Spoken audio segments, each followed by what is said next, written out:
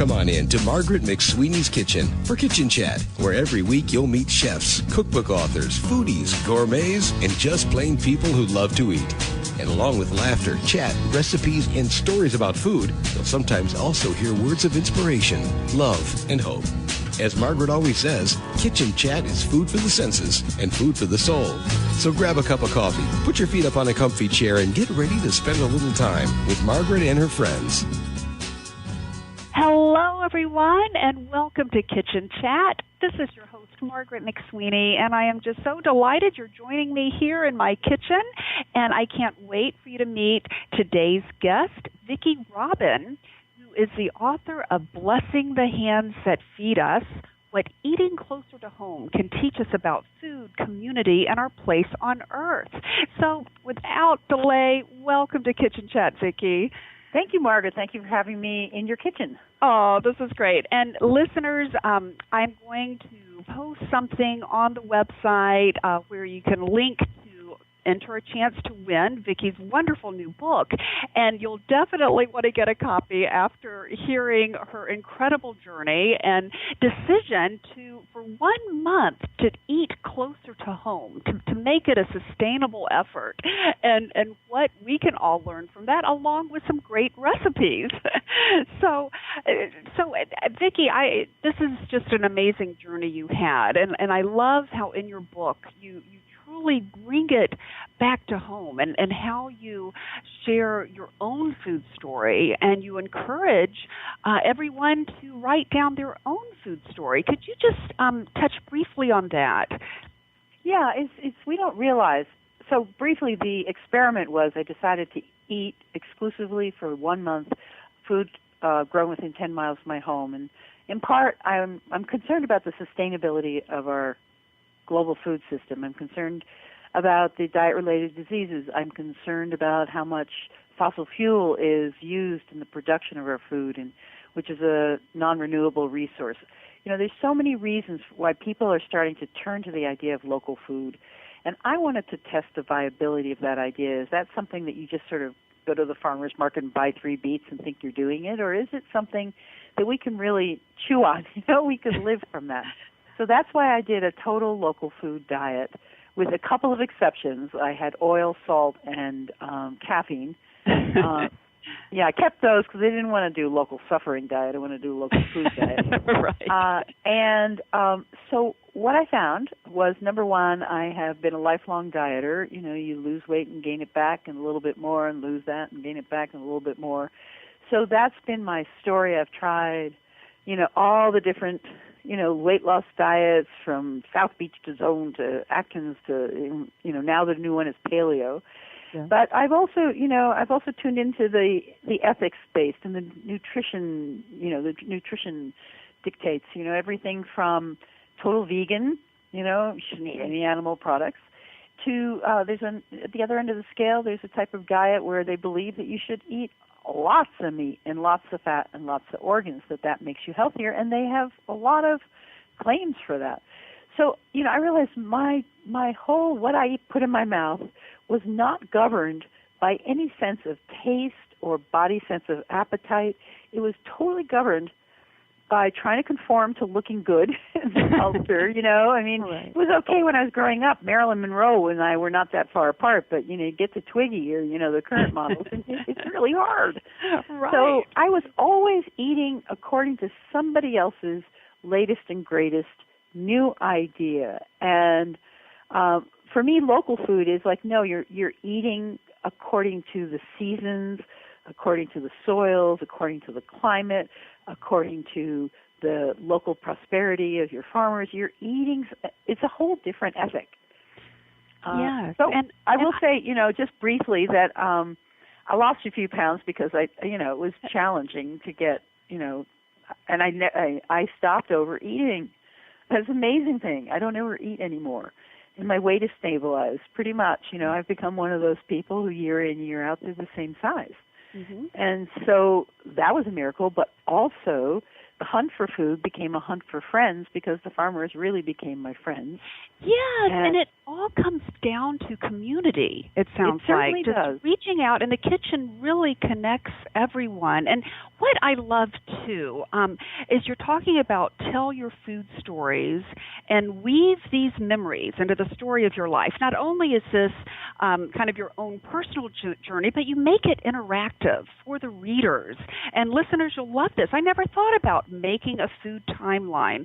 Draw a line with one end of your birth and the other today, and divide it into years or decades or life seasons, and write memories along the timeline, like Mom's grilled chili. I put that in the book. Yes. Yeah, I put that in the book because I found that when I told people I was doing a local food diet, instantly people started telling me the stories of their childhood. That, you know, and my grandma, who's 101 now, had a kitchen garden and those tomatoes were great. Or my mother always made me milk toast when I was sick. Or, you know, it didn't matter. People were telling stories of a more wholesome diet and more connected diet, you know, not just, you know, the food you eat, but the context you eat it in, your family growing up, your holidays and celebrations. And so we actually belong to a food culture that we have from childhood. We have so many happy memories of, unless it was a really deprived. But even then, you know, people say, I love my mother's collards, you know, or whatever mother could put on the table for her kids, because mothers want to feed their kids well. That's, of course. Yes. And for those who are culinarily challenged, I guess, to coin a phrase like myself, I'm not a great home chef. I love how you're so encouraging in this book, Vicki, where you say, now it's your turn, you know, and you give away, you know, in terms of sourcing local ingredients and everything, and you say develop your signature soup, just to start with a simple dish. Yeah, and, you know, I mean, if you buy, even if you just buy at the farmer's market on Saturday, by Wednesday, you have odds and sods in the fridge of vegetables. And so every week, pretty much, I'll make a soup out of whatever is in my fridge, and I want to incorporate into something. And I've found there's certain spices, and now I'm not on a hyper-local diet, so I use spices from around the world. There's certain herbs and spices I love, so when I serve my soups to other people, they go, oh, what's in this? I love cumin and coriander, fennel, and I found I was mowing a weed in my yard and it turned out to be oregano. So I have oregano, and this last year I grew a lot of basil because I love it, and I was successful. And so I'll put fresh herbs. I have thyme growing in my deck, so I'll put fresh herbs in, and I will have bought a local or organic chicken and make stock, or I'll just buy some chicken stock and maybe put in some, we have on my island where I live in Puget Sound, there is a very fertile area of the island where they grow a lot of field beans, and there's a special kind of bean that we grow there called the Rockwell bean, which is a very sort of creamy, meaty bean. So I'll often soak Rockwell beans for a couple of days. You know, you soak your beans, and they're easier to digest and they're quicker to cook. So soak them for a couple of days and put some beans in my soup. There's also local grain that's is grown there, so I might put some local barley in there. Also soak it and sprout it a little bit, and man, it's good. And then, you know, if I can't get through it all before my next farmer's market, then I'll just put it in the freezer. So I'm on the road now speaking to people about my book, but when I go home, I have soup in my freezer, and I take that out. That is great. And I love what you also include, the recipes that accompany this soup with kale chips. And you said, it's so easy and fun to have around. And you specifically write about your favorite kale, and pardon me if I'm mispronouncing it, lacinato? Right, the lacinato, the dinosaur kale. Sometimes it's called dinosaur kale because I don't know if you've ever seen kale growing. There's a variety of kales. And that's something else just to know about our food system, is that there are thousands and thousands and thousands of different kinds of vegetables, but it's been boiled down to the ones, that are available in the supermarket. Maybe there's 35 different kinds of fruits and vegetables in the supermarket that have been chosen as the ones that, ship well or store well or appear good. And so, there's lots of different kinds of kale, and so if you had one kind of kale and you didn't like it, you can try another. So there's Russian kale and curly kale, and this lacinato kale is a very, it's like a leathery leaf, and so it holds its structure well. So when you chop it up in big pieces and dehydrate it with some spices on it and maybe some soy sauce, then you get a product that actually holds its shape. I actually, during my month, I had no wheat in my 10 miles, so I had no cookies, no crackers, nothing to crunch on. And somebody told me I could dehydrate zucchini. Wow. So I did. I would, put zucchini rounds, maybe a quarter of an inch, in my dehydrator, and they turned crispy after a while, and so I called them Zackers, zucchini crackers. And when I put a little local honey on, I have a Zucchi. Now I have access to wheat, and I have access to crackers and cookies and things like that. So right.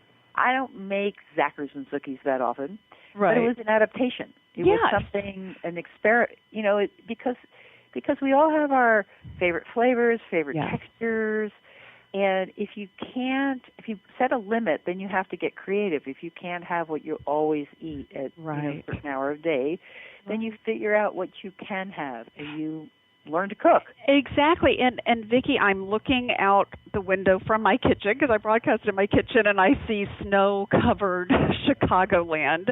How do I find something local to eat when everything looks absolutely frozen? What can those of us in the colder areas do during this time of year if we do want to try the eat local diet? So I would like to point out that 100 years ago or 200 years ago in Chicago, there were people there who ate locally. Yes. So, it's not impossible. We've just lost our local food systems because of refrigeration and transportation and all the miracles of flying in blueberries from Chile and stuff like that. So, number one, just to recognize that there are foods that have been adapted to our regions. And when people settled there, they did that. Now, what did they do in the winter? They had root crops. They stored their potatoes and carrots and then bulbs, onions, and turnips and rutabagas and beets. That was like your food stores. And when you peel those, cut them in chunks, put a little olive oil and a little salt on it, and put it in the oven, you bring out the sweetness in those vegetables, and it's delicious and nutritious. And then also I mentioned the field beans.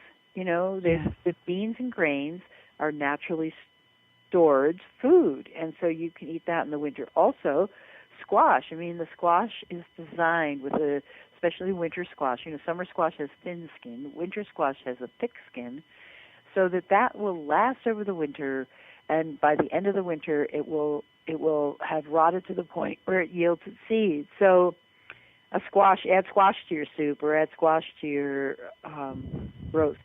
Also, if we didn't just have farmers markets, but we had real local food systems, like imagine you had, a Midwest, a regional, imagine you put a pin where you are, and you took a string that represented 500 miles and drew a circle around Chicago.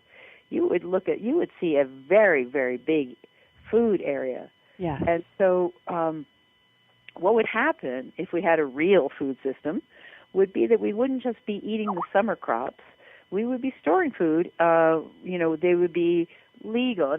Commercial kitchens are required for, 3 stainless steel sinks. Right. But full well that you can produce a really good product in your kitchen. Yeah. So you would be doing jams and jellies and chutneys, and you would be storing all that food for the winter, and you might even take some meats and can them, or you might dry them, or you put them in the freezer. So there are ways. You're right. There are ways that even though many of the listeners are looking out at frozen tundras right now, there are ways to source locally. And your book is an inspiration to provide ideas that we never thought about. And I'm going to try to come up with my signature soup. And listeners, please let me know your thoughts on what your signature soup might be. And I'm going to put a link to Vicki's website, VickiRobin.com, and provide a chance, listeners, for you to read a copy of Blessing the Hands That Feed Us. Vicki, thank you so much for sharing a bit of your journey. I know you're busy with all the interviews today, but thank you for taking the time to be on Kitchen Chat. Thank you for having me. Oh, thank you. And listeners, remember to take a moment today and savor the day. Thank you for joining us today. If you're interested in Margaret's books, A Mother's Heart Knows, Pearl Girls, Encountering Grit, Experiencing Grace, and Go Back and Be Happy, please just click on the covers on the webtalkradio.net page in front of you. Margaret would love to connect with you and hear from you, so join her on Twitter, Facebook, her blog, or click on this website to leave a note and share a recipe. Thank you again, and we'll see you here again for a new show next week.